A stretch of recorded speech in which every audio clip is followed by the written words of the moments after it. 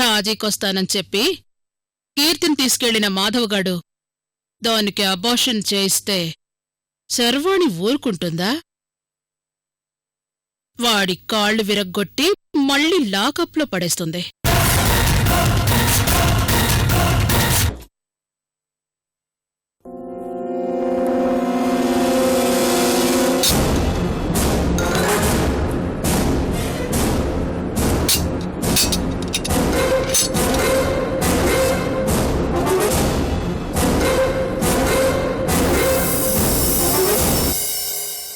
నేను ఫ్రెండు అంటే నువ్వు ప్రేమ అన్నావు. నిన్నటి వరకు నా మాటను పక్కన పెట్టి ఇప్పుడు కమిషనర్ గారి మాటను కూడా నువ్వు ఖాతరు చేయలేదు. ఒక ఆడపిల్ల జీవితంతో ఆడుకోవడానికి సిగ్గుగా లేదు? కడుపులు చేయడం, అబార్షన్ చేయించేయడం ఒక్కొక్కడికి ఫ్యాషన్ అయిపోయింది.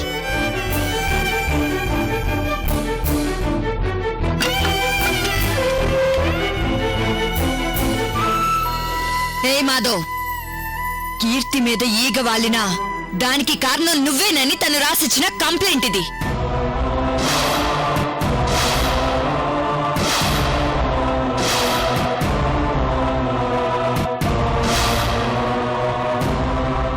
కిరాయి రౌడీ చేత నువ్వే కీర్తిని కిడ్నాప్ చేయించి అబార్షన్ చేయించినట్టుగా మాకు దొరికిన ఆధారం ఈ ఫోన్.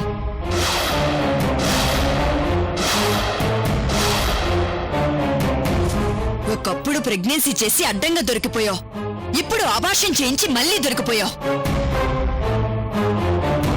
ఇక నీ జాబ్ ని, నీ కెరియర్ ని మొత్తం నీ చేతులారా నువ్వే నాశనం చేసుకున్నావు. నీ చాప్టర్ క్లోజ్ మాధవ్. శర్వాణి, నా చుట్టూ ఏదో జరుగుతుంది. కీర్తితో నిజం చెప్పించాలనే కావాలని తనతో మిస్బిహేవ్ చేశాను. అప్పుడే తను మారిపోయింది.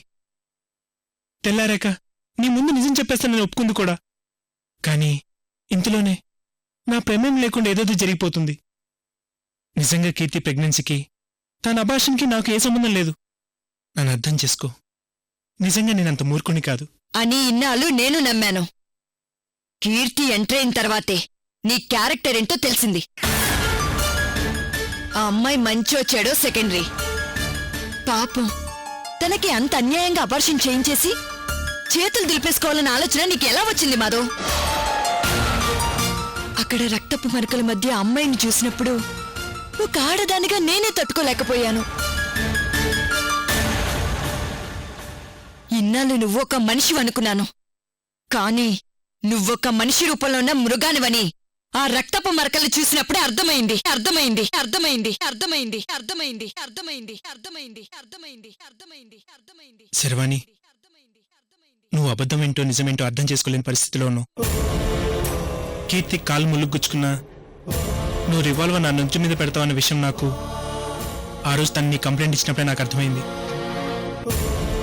నా జాబ్ని, నా కెరియర్ని నాశనం చేసుకొని ఇలా ఎవరూ రెండోసారి లాకప్లో కూర్చోవాలని కోరుకోడు. ఇంతకాలం నువ్వు నా మనసును అర్థం చేసుకోకపోయినా పర్వాలేదు. దయచేసి నా క్యారెక్టర్ని క్వశ్చన్ చేయకు. నువ్వు నమ్ముతున్నట్టు నేనే ఇవన్నీ చేస్తే మా అమ్మ నేను తినే అన్నంలో ఎప్పుడో విషయం కలిపి చంపేసేది. ఓహో, అలా అని నువ్వనుకుంటున్నావు. కానీ మీ అమ్మగారు కన్న కొడుకుని సేవ్ చేసుకోవడానికి, చివరికి ఆ అమృతకాలు పట్టుకోవడానికి ఆ ప్రేమిలాదేవి ఇంటికి వెళ్ళింది. మీ అమ్మగారు మాటలకు కరిగిపోయి ఆవిడగారు మృణాలిని పంపించింది. అసలు ఈ పాటికే నీకోసం ఎవరో ఒకరు రావాలే. మృణాలినో అవతారనో ఎవరినో ఒకరిని మీ అమృత పంపించే ఉండాలి కదా.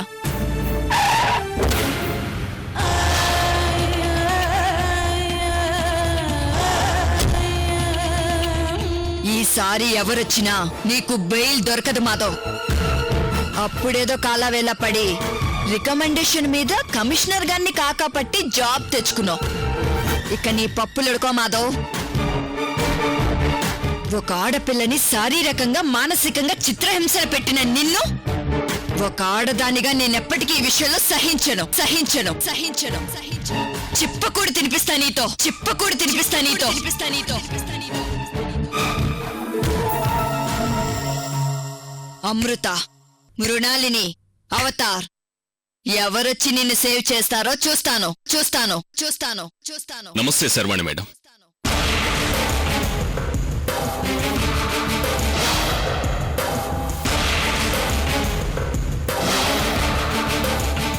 ఓహో అవతార్ గారు, ఎవరొస్తారా అని ఎదురు చూస్తున్నాను. మీరొచ్చారన్నమాట. మీరొక్కరేనా? మీ వెనకాల ఇంకెవరైనా వస్తున్నారా?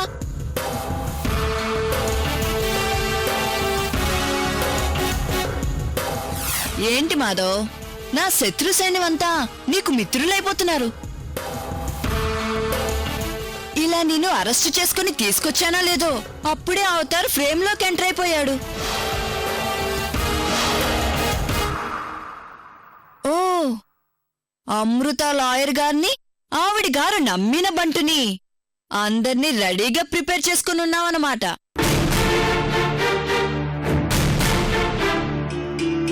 ఇంతకాలం నీకు నెట్వర్క్ మాత్రమే ఉందనుకున్నాను. ప్లానింగ్ కూడా బానే ఉంది మాధవ్.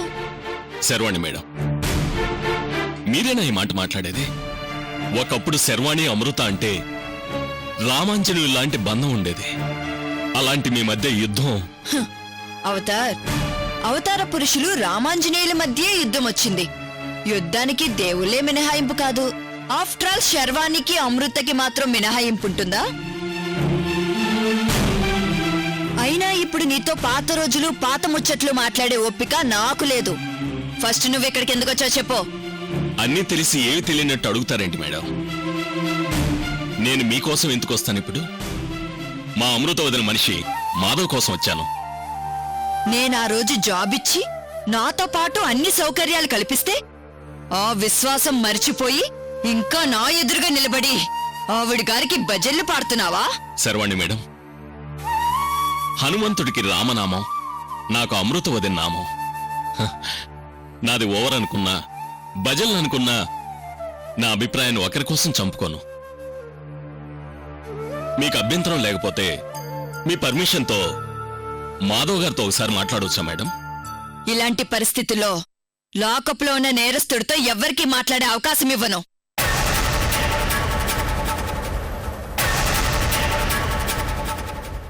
కానీ నీకిస్తున్నాను.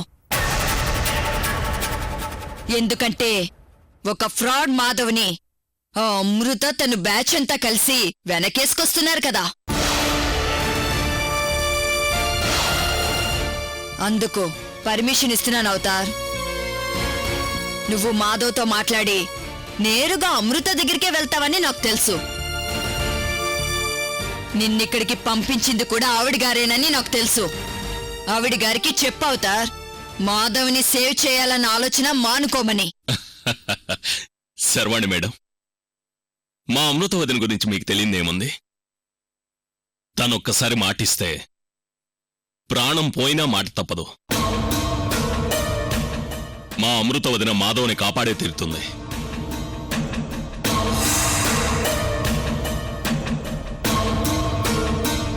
ఏంటి మాధవ్ ఇదంతా? మా అమృత వదినతో ఒక మాటన్నా చెప్పకుండా మీరిలా నిర్ణయం తీసేసుకోవడమేనా?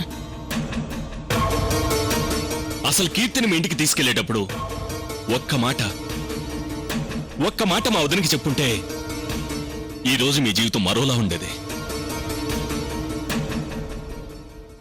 బాధపడకండి, మిమ్మల్ని కాపాడడానికి అమృత వదిన వస్తుంది. ధైర్యంగా ఉండండి.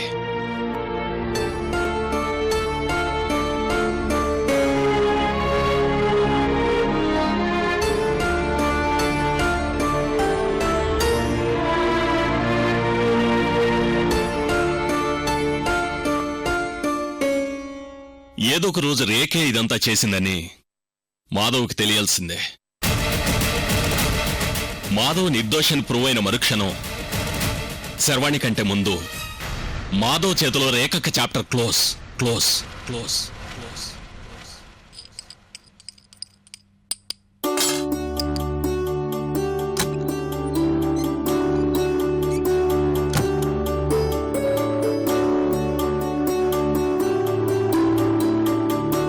అమ్మ శర్వాణి, కాఫీ తీసుకో. నేను వాషింగ్ మిషన్ లో బట్టలు ఆరేసొస్తాను. ఈ లోపల నువ్వు కిందకు వచ్చేస్తే టిఫిన్ పెట్టేస్తాను. అత్తయ్య, ఏంటి అంత హడావిడి? స్టవ్ మీద పాలు పెట్టొచ్చానమ్మా, అంతే. కిచెన్లో నేను చూసుకుంటాను అత్తయ్య. మీరు పైకి వెళ్లి బట్టలు ఆరేసిరండి. సరే సరే, త్వరగా వెళ్ళు, పాలు పొంగిపోతాయి. సరే సరేనా? అత్తయ్య.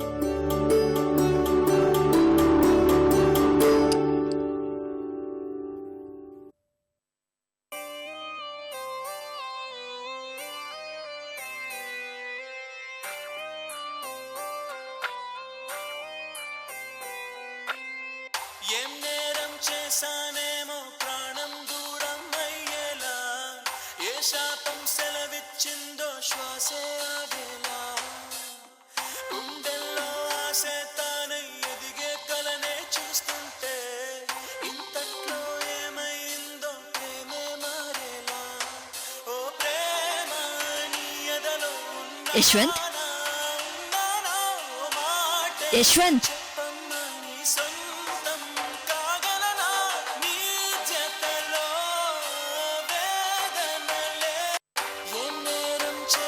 ఏంటో ఎప్పుడు చూడు తన లోకమే తప్ప ఇతరుల మాట మాత్రం పట్టించుకోడు.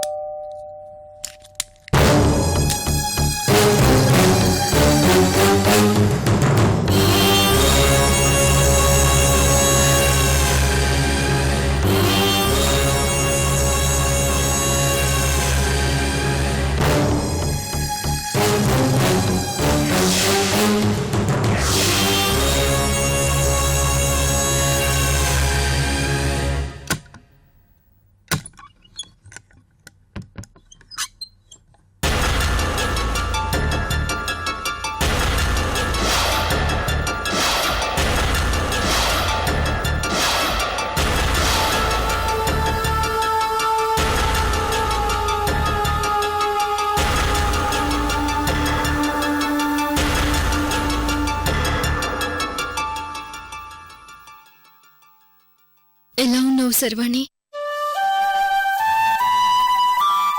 ఏంటమృత, సడన్ గా నేను గుర్తొచ్చాను? లోపలికొచ్చి మాట్లాడొచ్చా?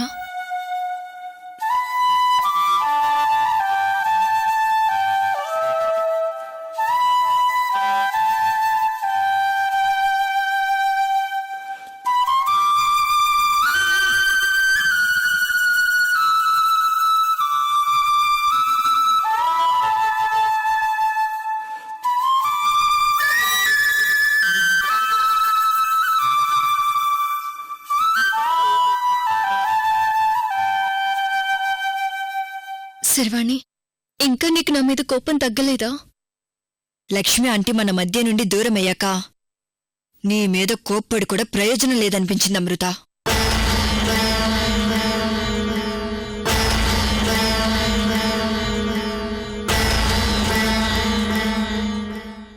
అమ్మని దూరం చేసుకొని, మిమ్మల్ని దూరం చేసుకొని ప్రతిరోజు నరకయాతను అనుభవిస్తున్నాను శర్వాణి. మన రేణుక కూడా నేను కనిపించినా నేనెవరూ తెలీదు అన్నట్టు వెళ్ళిపోయింది.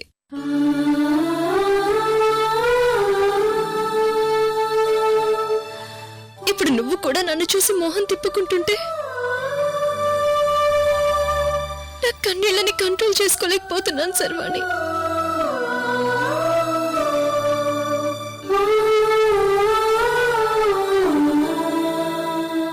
ఇంకా మన మధ్య ఈ ఆప్యాయతలు ఎక్స్పెక్ట్ చేయడం నీకు టైం వేస్ట్ అమృత. మమ్మల్ని మర్చిపో. మిమ్మల్ని మర్చిపోమని చెప్పడం అంటే ఆల్మోస్ట్ నా ప్రాణాలనే వదులుకోమని చెప్పడమే సర్వాణి. ప్లీజ్ ఎందుకు వచ్చావో చెప్పు.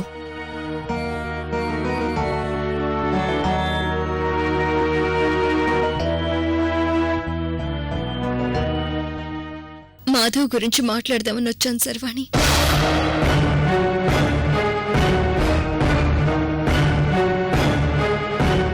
మాధవ్ అమాయకుడు, తనకేమీ తెలియదు.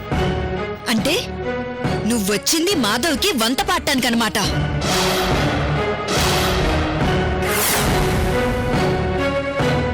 అప్పుడు మృణాలిని పంపించి సేవ్ చేసావు. ఇప్పుడు నువ్వే బయలుదేరొచ్చావు. అమృత, దయచేసి ఇప్పటికైనా మాధవ్ విషయంలో నువ్వు ఇంటర్ఫేర్ అవ్వకు.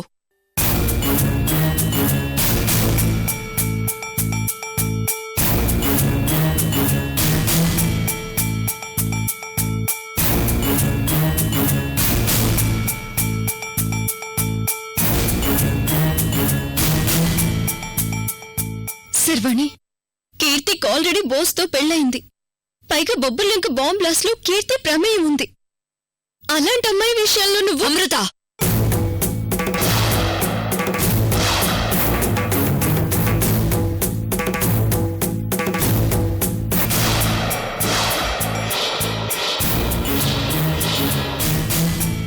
కీర్తిని ప్రెగ్నెంట్ చేసింది మాధవి అని రిపోర్ట్స్ చెప్తున్నాయి. కీర్తికి అబార్షన్ చేయించింది కూడా మాధవి అని ఆధారాలు చెప్తున్నాయి. ఇంకా ఎందుకు అమృత ఒక ఫ్రాడ్ అని వెనకేసుకొస్తున్నావు? శర్వాణి, మాధవ్ నిన్ను ప్రేమించాడు. నువ్వంటే తనకు ప్రాణం. ఓహో, స్క్రిప్ట్ ఇప్పుడు నా వైపు తిప్పావా? ఈ మాట మాధవ్ ఒక 1000 సార్లు చెప్పుంటాడు. ఇప్పుడు నువ్వొచ్చి చెప్తున్నావు.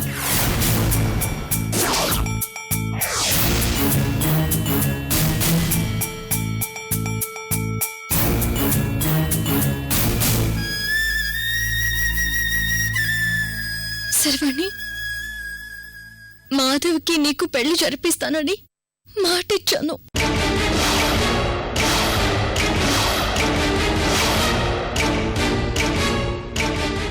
ముందు నువ్వు మాటిచ్చిన మాధవ్ జైల్లో చిప్పకూడు తింటున్నాడు. చేతనైతే వెళ్ళి సేవ్ చేసుకో. శర్వాణి, నాకు నువ్వు కావాలి, నన్నే నమ్ముకున్న మాధవ్ కూడా కావాలి. ఇదే మాట ప్రమీలాదేవి కేసు విషయంలో కూడా చెప్పావు. అప్పుడు నువ్వు పై చేయి సాధించావేమో. ఈసారి మాత్రం ఆ ఛాన్స్ నీకివ్వనమృత, నీకివ్వనమృత, నీకివ్వనమృత, నీకివ్వనమృత.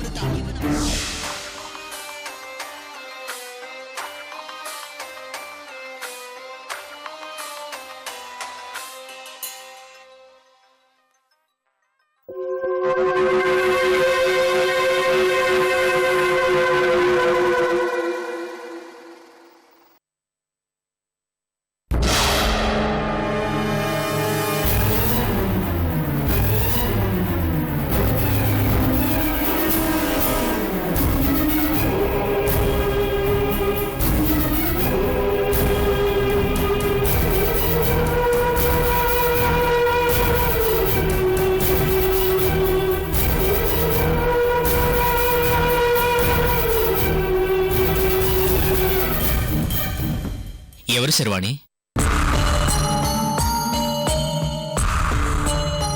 ఫ్రెండ్ యశ్వంత్, నువ్వెళ్ళు. మా శర్వాణి చేత నేను ఫ్రెండ్ అనిపించారు. థ్యాంక్స్ అండి.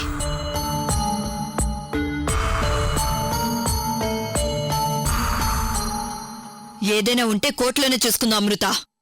నువ్వు నన్ను దాటుకొని మాధవ్ని ఎలా రక్షిస్తావో చూస్తాను. మాధవ్ని ఎలా రక్షిస్తావో చూస్తాను.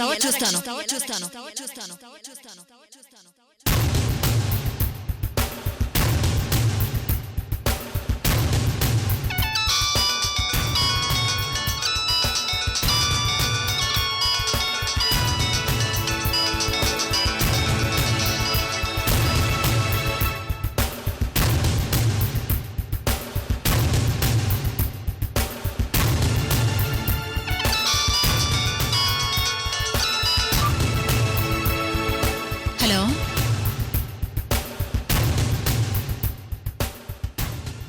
శర్వాణి, ఎప్పటికైనా నీ మెడలో తాళి కట్టేది మాధవే.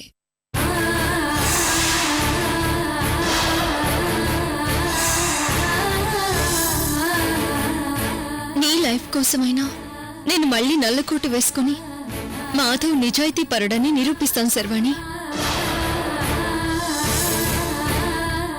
వెళ్ళొస్తాను శర్వాణి.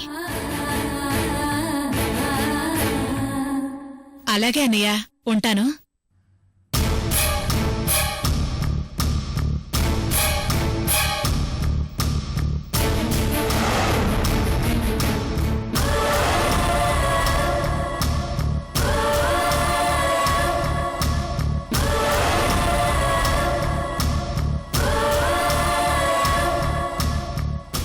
ఎవరమ్మా తను?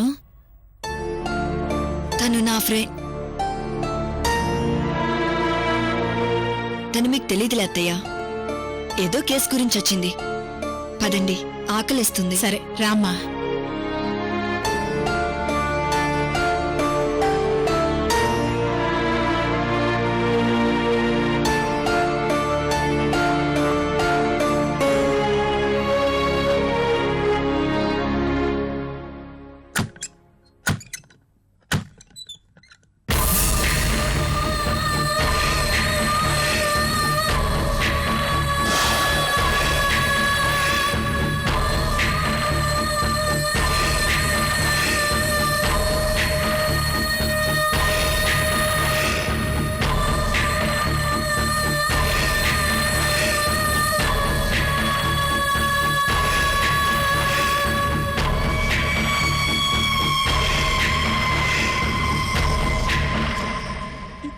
వదినా,